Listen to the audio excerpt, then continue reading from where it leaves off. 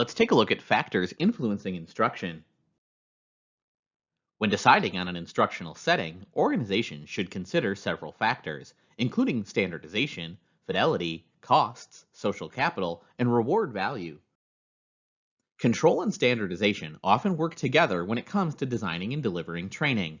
First, control involves how much influence an organization has over the content and process of training. Generally, organizations have the most control over training design and delivery when it's provided on site.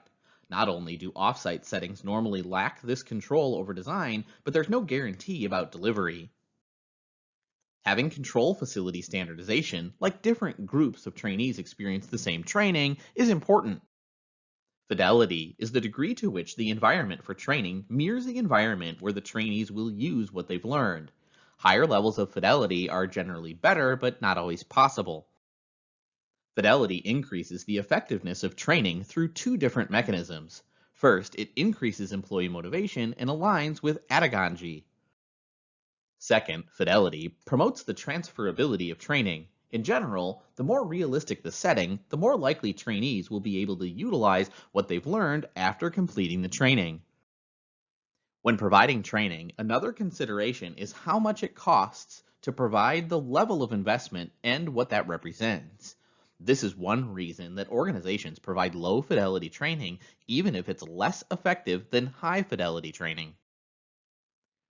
When discussing the direct costs of training, it's useful to separate fixed costs from variable costs. Variable costs increase the number of people being trained. Fixed costs present a larger concern when the training is developed or delivered on site. If an organization develops its own training program, then it must pay for the development regardless of whether it delivers the training. When managers think about training or development, their initial focus is on increasing their employees' human capital. Human capital focuses on the value of the knowledge, skills, and abilities possessed by employees. Social capital, the value of an individual's relationships, increases with the strength and scope of a person's work. These relationships have value because they improve performance and outcomes. People with strong internal organizational networks are more embedded in the organization, which makes them more likely to know who to go for to help and who's likely to engage in turnover.